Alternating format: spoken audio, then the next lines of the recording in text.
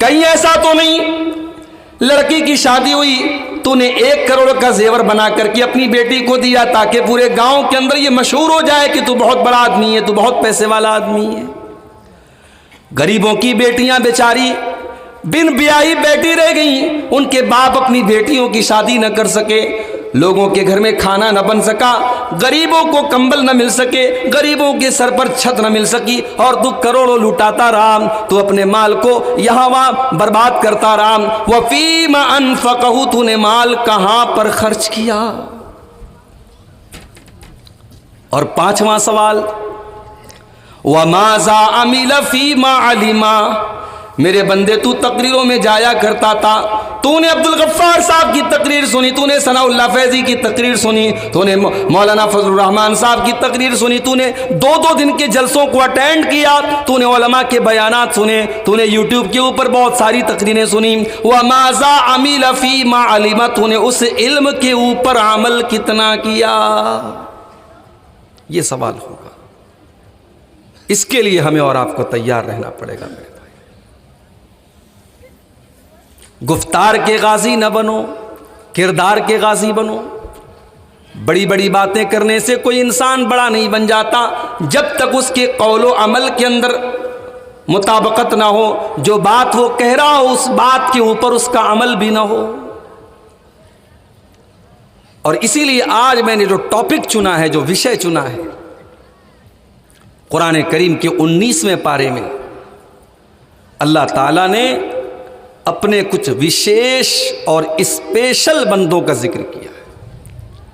بندے تو سب اللہ کے ہیں، مگر اللہ نے اپنے کچھ بندوں کو اپنا بندہ کہا ہے۔ جیسے ایک باپ کے 5 لڑکے ہوتے ہیں، ایک لڑکا ایسا ہوتا ہے جو باپ کا بڑا لائق بیٹا ہوتا ہے، باپ اس کی ویلو کو سمجھتا ہے باپ کہ ہاں یہ بیٹا میرا بہت اچھا ہے، تو باپ سب سے کہتا ہے میرا بیٹا تو وہ ہے۔ اس کا مطلب یہ نہیں ہے کہ باقی بیٹے اس کے بیٹے نہیں ہیں۔ اسی طریقے سے بندے تو سب ہیں اللہ کے، مسلمان بھی اللہ کا بندہ، غیر مسلم بھی اللہ کا بندہ۔ جو اللہ کے آگے سر جھکاتا ہے وہ بھی اللہ کا بندہ، جو پتھر کے آگے سر جھکاتا ہے وہ بھی اللہ کا بندہ، جو نیک ہے وہ بھی اللہ کا بندہ، جو نافرمان ہے وہ بھی اللہ کا بندہ۔ مگر اللہ نے اپنے کچھ اسپیشل بندوں کا ذکر کیا ہے۔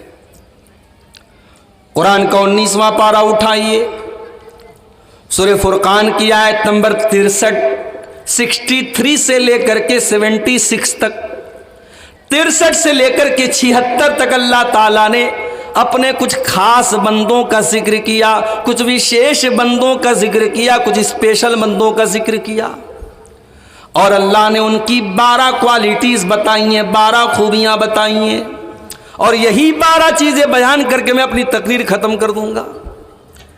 ہم اور آپ غور کریں کہ کیا یہ 12 چیزیں آج ہمارے اندر پائی جاتی ہیں؟ اگر یہ 12 چیزیں ہمارے اندر ہیں تو اللہ نے ان 12 چیزوں کو بیان کرنے کے بعد فرمایا اولئک یجزون الغرفۃ بما صبروا ویلقون فیہا تحیۃ وسلاما۔ یہ 12 چیزیں جس کے اندر پیدا ہو جائیں گی وہ کل جنت میں بڑے عالیشان کمروں میں رہے گا، اس کو جنت میں کمرے ملیں گے، روم ملیں گے، اس کو جنت میں بڑے اسپیشل کمرے ملیں گے، اور وہ جنت میں ہمیشہ رہے گا۔ وَيُلَقَّوْنَ فِيهَا تَحِيَّةً وَسَلَامًا، اور جنت میں فرشتے اس کو سلام کریں گے، اور وہ جنت میں ہمیشہ ہمیشہ رہے گا۔ تو یہ 12 چیزیں ہیں، بس اسی کو بیان کرنا ہے اور اسی کو آپ کو تھوڑا سا اس کو ایکسپلین کرنا ہے، سمجھانا ہے، اور اسی پر انشاءاللہ تقریر کو ختم کر دیں گے۔ قرآن کا 19واں پارہ سورہ فرقان آیت نمبر 63، وَعِبَادُ الرَّحْمَنِ الَّذِينَ يَمْشُونَ عَلَى الْأَرْضِ هَوْنًا، رحمان کے بندے تو وہ ہیں، اللہ کے بندے تو وہ ہیں جو زمین کے اوپر نرم چال چلتے ہیں۔ یہ پہلی خوبی اللہ نے بیان کی۔ اللہ کے اسپیشل بندے تو وہ ہیں جو زمین کے اوپر نرم چال چلتے ہیں، جو تکبر نہیں کرتے، جو گھمنڈ نہیں کرتے، جو اہنکار نہیں کرتے، جن کے اندر نرمی ہوتی ہے، جن کے اخلاق کے اندر نرمی ہوتی ہے۔ تکبر اللہ کو پسند نہیں ہے.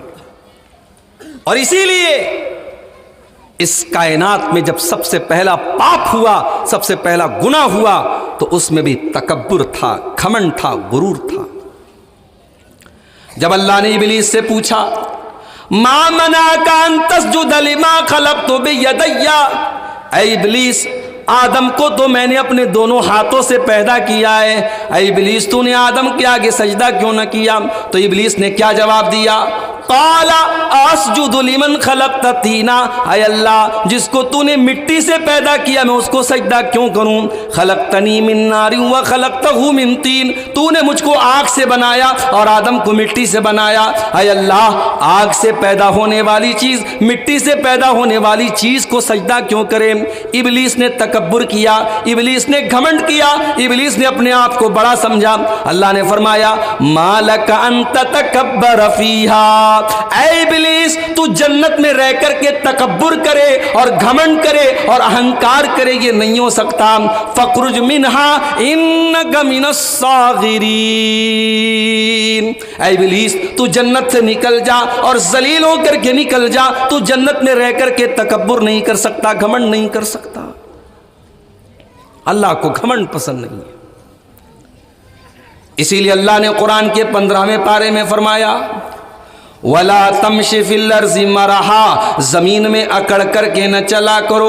إِنَّكَ لَن تَخْرِقَ الْأَرْضَ وَلَن تَبْلُغَ الْجِبَالَ طُولًا, نہ تو تم زمین کو پھاڑ سکتے ہو, نہ تم پہاڑوں کے اوپر چڑھ سکتے ہو, نہ تو تم اتنے لمبے ہو کہ پہاڑ کے برابر ہو جاؤ, اور نہ تم اتنے بھاری ہو کہ زمین کو پھاڑ دو. جب تم زمین کو پھاڑ نہیں سکتے, تم پہاڑ کے برابر نہیں ہو سکتے, تو اے انسان تو مٹی سے پیدا کیا گیا ہے, تو حقیر پانی سے پیدا کیا گیا ہے, تو تکبر کیوں کرتا ہے, تو گھمنڈ کیوں کرتا ہے, تو اہنکار کیوں کرتا ہے؟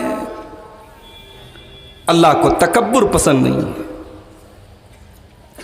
اسی لیے جب حضرت لقمان اپنے بچے کو نصیحت کرتے ہیں, اپنے بچے کو بڑی قیمتی باتیں بتاتے ہیں, تو انہی قیمتی باتوں میں ایک بات یہ بھی بتاتے ہیں وَلَا تُسَعِّرْ خَدَّكَ لِلنَّاسِ وَلَا تَمْشِ فِي الْأَرْضِ مَرَحًا, اے میرے بچے تو جب لوگوں سے ملا کر تو گال پھلا کر کے نہ ملا کر, اور زمین میں تو اکڑ کر کے نہ چلا کر. ان اللہ لا يحب كل مختال فخور, اللہ تعالیٰ گھمنڈیوں کو پسند نہیں کرتا, اللہ تکبر کرنے والوں کو پسند نہیں کرتا. اللہ کو تکبر پسند نہیں ہے میرے بھائی. بڑا گھمنڈ تھا قوم عاد کو, قوم سمود کو. اللہ نے ان کو بڑا لمبا چوڑا بنایا تھا, بڑی لمبی چوڑی ہائٹ والے لوگ تھے وہ. اتنا طاقتور اللہ نے بنایا تھا کہ پہاڑوں کو کاٹ کاٹ کر کے وہ مکان بناتے تھے, اور بڑے فخر سے کہا کرتے تھے من اشد منا قوہ, ہم سے زیادہ طاقتور کون ہے, ہم سے زیادہ پاورفل کون ہے, ہم سے زیادہ شکتیشالی کون ہے. اللہ نے ایسا عذاب بھیجا فَأَمَّا سَمُودُ فَأُهْلِكُوا بِالطَّاغِيَةِ, قوم سمود کے اوپر ایک زبردست آواز کا عذاب آیا, ایک زبردست طوفان کا عذاب آیا. وَأَمَّا عَادٌ فَأُهْلِكُوا بِرِيحٍ صَرْصَرٍ عَاتِيَةٍ, اور قوم سمود کے اوپر اللہ تعالیٰ نے بہت خطرناک آندھی چلا دی, بہت زبردست ہوا چلا دی, اور اتنے برے طریقے سے ان کی موت ہوئی. اللہ فرماتا ہے كَأَنَّهُمْ أَعْجَازُ نَخْلٍ خَاوِيَةٍ, جتنی تیز ہوا آئی کہ ان کی ڈیڈ باڈی, ان کے مرنے کے بعد ان کا سر کہیں پڑا, ان کا دھڑ کہیں پڑا ہے, جیسے کھجور کے سڑے ہوئے تنے ہوتے ہیں اور کھجور کے سڑے ہوئے پیڑ ہوتے ہیں. قوم عاد کے لوگوں کے سر اور دھڑ الگ الگ پڑے ہوئے تھے. تکبر پسند نہیں ہے اللہ کو, گھمنڈ پسند نہیں ہے. او دولت والو, تمہیں اللہ نے دولت دی ہے, بہت اچھی بات ہے, مگر اس دولت کا مطلب یہ نہیں کہ تم دوسروں کو حقیر سمجھو.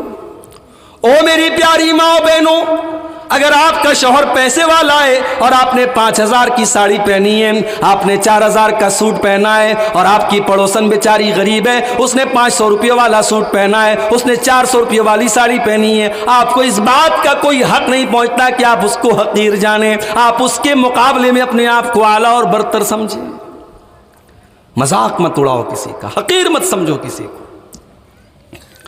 اسی لیے اللہ نے قرآن کے 26ویں پارے میں فرمایا یا ایھا الذین آمنوا لا یسخر قوم من قوم عسى ان یکونوا خیرا منہم، اے ایمان والو خبردار کوئی کسی کا مذاق نہ اڑائے، نہ مرد کا مذاق اڑائے، ولا نساء من نساء عسى ان یکن خیرا منہن، اور کوئی عورت کسی عورت کا مذاق نہ اڑائے۔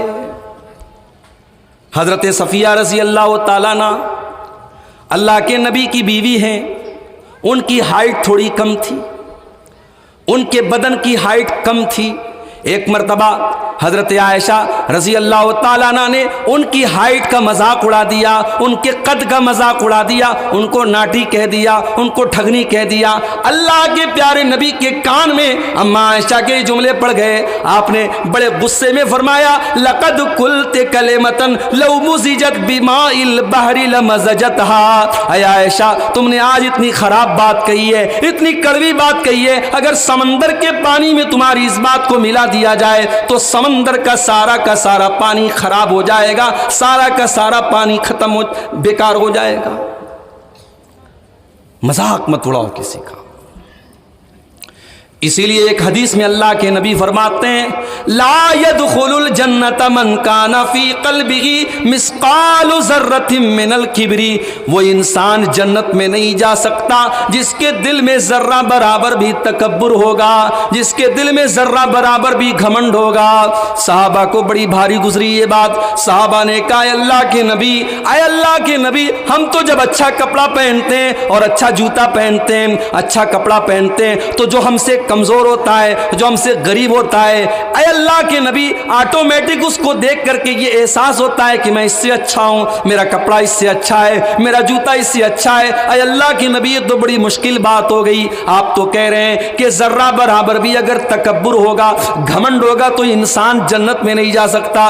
تو اے اللہ کے نبی کیا ہم اچھا کپڑا پہننا ختم کر دیں؟ کیا اچھا جوتا چپل پہننا بند کر دیں؟ اللہ کے پیارے نبی نے فرمایا ان اللہ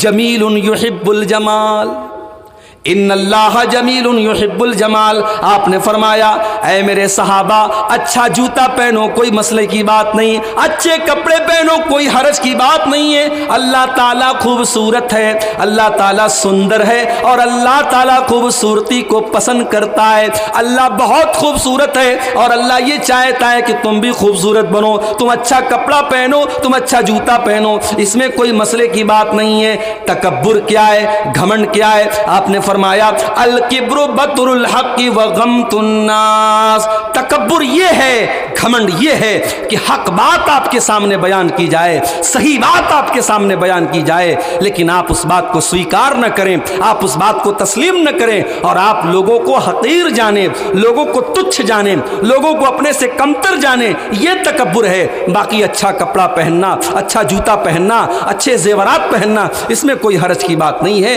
دوسرے کو حقیر سمجھنا یہ تکبر ہے۔ تو اللہ نے فرمایا میرے جو اسپیشل بندے ہوتے ہیں، میرے جو خاص بندے ہوتے ہیں وہ تکبر نہیں کرتے۔ وَعِبَادُ الرَّحْمَنِ الَّذِينَ يَمْشُونَ عَلَى الْأَرْضِ هَوْنًا، رحمان کے خاص بندے جب زمین کے اوپر چلتے ہیں تو نرمی کے ساتھ چلتے ہیں، ان کی چال کے اندر بھی نرمی ہوتی ہے، وہ تکبر نہیں کرتے، وہ گھمنڈ نہیں کرتے۔ اور ایک بات بتاؤں، سب سے خطرناک اہنکار ہوتا ہے نیکی کا اہنکار۔ ایک آدمی نمازی ہے، اب جتنے بے نمازی ہیں ان کو وہ حقیر سمجھتا ہے، اور ایسا وہ سمجھتا ہے کہ جنت تو میرے باپ کی اور یہ تو بے نمازی ہے تو جنت میں نہیں جا سکتا۔ میرے بھائی اگر آپ نمازی ہیں تو بہت اچھی بات ہے، جو لوگ نماز نہیں پڑھتے آپ ان کو دعوت بھی دیں، ان کو سمجھانے کی کوشش بھی کریں، مگر اللہ کے واسطے اپنی نماز کے اوپر آپ گھمنڈ نہ کریں، اپنی نماز کے اوپر آپ تکبر نہ کریں، اپنی عبادت کے اوپر آپ ناز نہ کریں، اس لیے کہ ہو سکتا ہے آپ بہت بڑے نمازی ہیں لیکن مرنے کے پہلے اللہ نہ کرے آپ کا ایمان خراب ہو جائے، آپ کا عقیدہ خراب ہو جائے اور ساری زندگی کی محنت پر پانی پانی پھر جائے، اور جس بے نمازی کا آپ مذاق اڑا رہے، ہو سکتا ہے کہ مرنے کے پہلے زندگی میں وہ توبہ کر لے اور ایمان کے اوپر اس کا خاتمہ ہو جائے۔ اس لیے اگر کوئی بے نمازی ہے، اگر عبادت کے معاملے میں آپ سے کمزور ہے، اس کو حقیر نہ جانے، اس کا مذاق نہ اڑائیں، اس کو سمجھانے کی کوشش کریں، اس کی اصلاح کی کوشش کریں۔ تکبر کی یہ شکل بھی میرے بھائیوں اللہ کو بڑی ناپسند ہے کہ انسان اپنی عبادت پر ناز کرے، اپنی نماز کے اوپر تکبر کرے، اپنے روزے کے اوپر تکبر کرے۔ تکبر مت کرو۔ اس کے بعد دوسری چیز، وَإِذَا خَاطَبَهُمُ الْجَاهِلُونَ قَالُوا سَلَامًا۔ اللہ کے خاص بندے وہ ہیں جب جاہل ان کے منہ لگتے ہیں، جب جاہلوں سے ان کا سامنا ہوتا ہے تو وہ سلام کہہ کر کے آگے بڑھ جاتے ہیں۔ وہ جاہلوں سے بحث نہیں کرتے، وہ جاہلوں سے ڈیبیٹ نہیں کرتے، وہ جاہلوں سے چرچا نہیں کرتے۔ ضروری نہیں ہے کہ آپ ہر انسان کو قائل کر دیں۔ آپ نے قرآن کی آیت پڑھ دی، آپ نے نبی کی حدیثیں پڑھ کے سنا دی، سامنے والے نے مان لیا تو بڑی اچھی بات ہے، اگر اس نے نہیں مانا تو کسی کو گھول کے پلانا یہ آپ کے اختیار میں نہیں ہے۔ جاہلوں کے منہ نہ لگیے، جاہلوں کو سلام کہہ کر کے گزر جائیے۔ آج کا تو مزاج یہ ہے کہ اگر کسی نے ہم کو اینٹ مارا ہے تو ہم پتھر ماریں گے، اگر وہ شیر ہے تو ہم سوا شیر ہیں۔ یہ اسلام کی تعلیم نہیں ہے میرے بھائی، یہ اسلام کی تعلیم نہیں ہے کہ آپ اینٹ کا جواب پتھر سے دیں، آپ شیر کا جواب سوا شیر سے دیں۔ جاہل سے آپ کا سامنا ہو جائے تو آپ سلام کہہ کر کے آگے بڑھ جائیے۔ اللہ کے نبی کے پاس یہودی آتے ہیں اور السلام علیکم کے بجائے السلام علیکم کہتے ہیں۔ السلام علیکم کا مطلب ہوتا ہے تم پر اللہ کی سلامتی نازل ہو، اور السلام علیکم کا مطلب یہ ہوتا ہے کہ تم پر موت آ جائے، تم برباد ہو جاؤ، تم ہلاک ہو جاؤ۔ یہودی اتنے گھٹیا تھے، وہ اللہ کے پیارے نبی کو سلام کے بجائے بد دعا کرتے تھے۔ وہ آ کر کے کہتے تھے السلام علیکم۔ اما عائشہ نے سن لیا، وہ بیوی ہی کیا جو شوہر کی برائی سن کر کے خاموش ہو جائے۔ جس بیوی کو اپنے شوہر سے محبت ہوگی، اپنے شوہر سے پیار ہوگا، وہ شوہر کی عزت پر کبھی حرف نہیں آنے دے گی، شوہر کی عزت پر کبھی داغ نہیں آنے دے گی۔ اما عائشہ نے دیکھا میرے رسول کو، میرے سرتاج کو یہ بددعا دے کے جا رہے ہیں۔ اما عائشہ نے بڑے غصے میں فرمایا وعلیکم السلام واللعنت، اے یہودیوں تمہارے اوپر موت آئے، تمہارے اوپر اللہ کی لعنت برسے، اے یہودیوں تم ہلاک ہو جاؤ، تم برباد ہو جاؤ۔ اللہ کے پیارے نبی نے اما عائشہ کا یہ جملہ سن لیا، آپ نے فرمایا مہلن یا عائشہ، اے عائشہ تھوڑا اطمینان سے کام کرو، تھوڑا آرام سے کام کرو، تھوڑی ٹھنڈی ہو جاؤ، کول ڈاؤن۔ اے عائشہ تھوڑا سکون اور آرام سے کام کرو، ان اللہ یحب الرفق فی الامر کلہ۔ اے عائشہ اللہ تعالی ہر چیز میں نرمی کو پسند کرتا ہے، اتنی گرمی اپنے اندر پیدا نہ کرو، تھوڑی اپنے اندر نرمی پیدا کرو۔ اما عائشہ نے فرمایا اولم تسمع ما قالوا، اے اللہ کے نبی کیا آپ نے نہیں سنا کہ ان یہودیوں نے آپ کو موت کی بد دعا دی ہے، انہوں نے آپ کو سلام نہیں کیا ہے، انہوں نے السلام علیکم کہا ہے۔ اے اللہ کے نبی انہوں نے آپ کے اوپر بد دعا کی ہے۔ آپ نے فرمایا اے عائشہ میں نے ان کی بد دعا کو سن بھی لیا اور میں نے جواب بھی دے دیا۔ جب انہوں نے آ کر کے کہا تھا السلام علیکم تو میں نے کہا تھا وعلیکم، انہوں نے کہا تم پر موت آئے، میں نے کہا وعلیکم تم پر بھی آئے، جو تم میرے لیے کہہ رہے وہ تمہارے اوپر آئے۔ یہ تھا میرے نبی کا طریقہ۔ میرے نبی نے زبان سے کبھی کسی کو گالی نہیں دی، گالی کا جواب آپ نے گالی سے نہیں دیا۔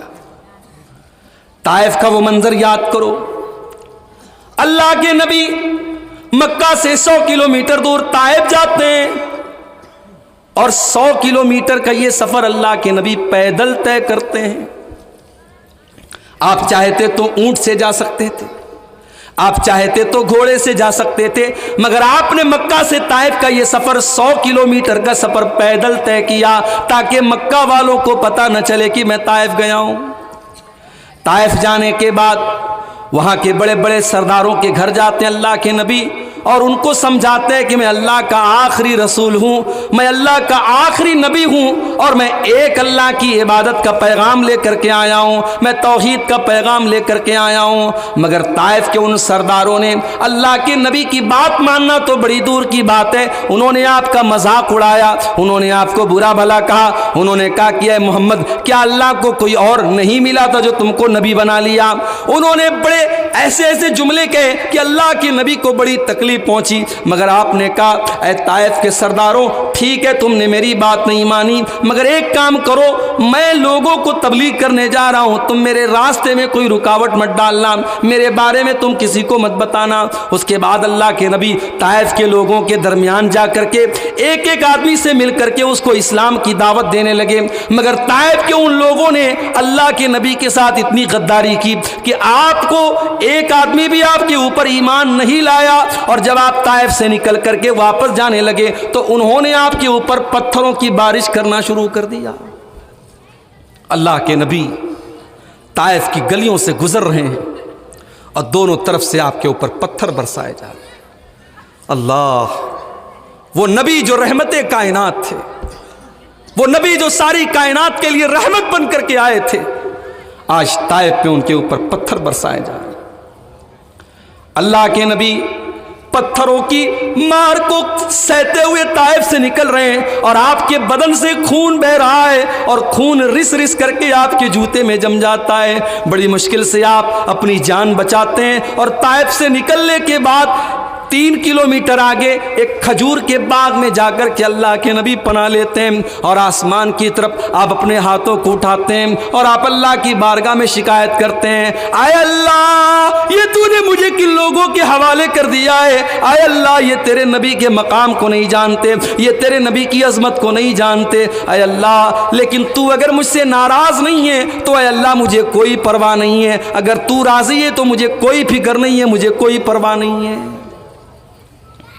اللہ نے حضرت جبریل کو بھیجا، جبریل علیہ السلام آتے ہیں، اے اللہ کے رسول پہاڑوں کا فرشتہ آیا ہے اور آپ سے اجازت مانگ رہا ہے، ان طائف والوں نے آپ کے اوپر بڑا ظلم کیا ہے، بڑی زیادتی کی ہے، اے اللہ کے نبی اگر آپ حکم دے دیں، آپ اجازت دے دیں تو پہاڑوں کا فرشتہ کہہ رہا ہے کہ ان طائف کے لوگوں کو دونوں پہاڑوں میں رکھ کر کے پیس دیا جائے۔ وہ لوگوں میرے نبی چاہتے ایک اشارہ کر دیتے پورے طائف کے تمام لوگ ختم ہو جاتے، مگر میرے نبی رحمت للعالمین تھے، میرے نبی تو ساری کائنات کے لیے رحمت بن کر کے آئے تھے۔ میرے نبی نے ان جاہلوں کی جہالت کا کیا جواب دیا؟ آپ نے فرمایا اے جبریل میں نہیں چاہتا کہ یہ ہلاک ہو جائیں، بل ارجو ان یخرج اللہ من اصلابہم من یعبد اللہ۔ اے جبریل مجھے امید ہے کہ اگر یہ ایمان نہیں لائیں گے، ہو سکتا ہے کہ ان کی آنے والی نسلیں ایمان لائیں، ان کی آنے والی اولاد ایمان لائے اور ایک اللہ کی عبادت کرے، اس لیے میں اس بات کو پسند نہیں کرتا کہ ان کو پہاڑوں میں رکھ کر کے پیس دیا جائے۔ یہ تھا میرے نبی کا اخلاق۔ وَإِذَا خَاطَبَهُمُ الْجَاهِلُونَ قَالُوا سَلَامًا۔ اللہ فرماتا ہے میرے اسپیشل بندے وہ ہیں، میرے خاص بندے وہ ہیں، جب جاہل ان کے منہ لگتے ہیں تو وہ جاہلوں کا جواب نہیں دیتے، وہ سلام کہہ کر کے آگے بڑھ جاتے ہیں۔ جاہل کا جواب دینے کی ضرورت نہیں ہے میرے بھائی۔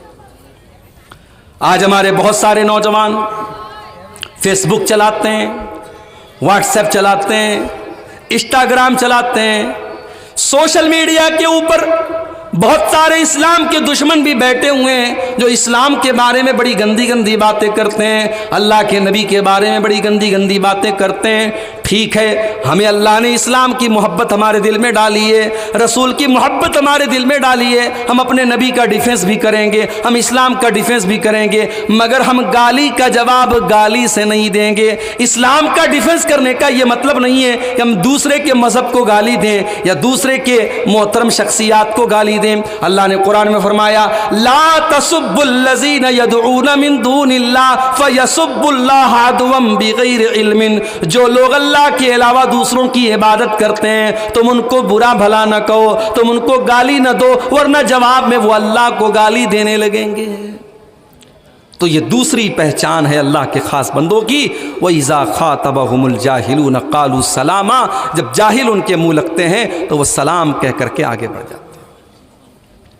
اور آگے بڑھیے، تیسری چیز، وَالَّذِينَ يَبِيتُونَ لِرَبِّهِمْ سُجَّدًا وَقِيَامًا، اور رحمان کے خاص بندے وہ ہیں جو رات بھر سجدہ اور قیام کرتے ہیں، جو رات میں تہجد کی نماز پڑھتے ہیں، جب ساری دنیا سو رہی ہوتی ہے وہ اللہ کی بارگاہ میں رات میں سجدہ کر رہے ہوتے ہیں، وہ رات میں قیام کر رہے ہوتے ہیں۔ یہ تہجد کی نماز یہ بڑی پیاری نماز ہے میرے بھائی، جب ساری دنیا بستر پہ سو رہی ہو، اللہ کے کچھ بندے اٹھ کر کے اللہ کو یاد کرتے ہو، اس نماز کی بڑی ویلیو ہے، بڑا مہتو ہے، بڑا امپورٹنس ہے۔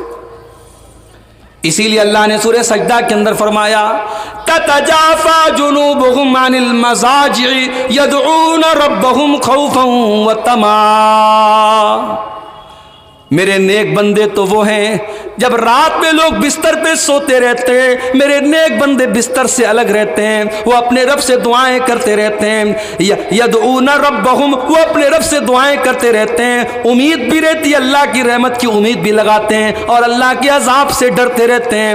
اللہ نے فرمایا ہم ایسے لوگوں کو جنت میں ڈالیں گے، فلا تعلم نفس ما اخفی لهم من قرۃ اعین، ہم ان تہجد پڑھنے والوں اور ان قیام اللیل کرنے والوں کو جنت میں ڈالیں گے۔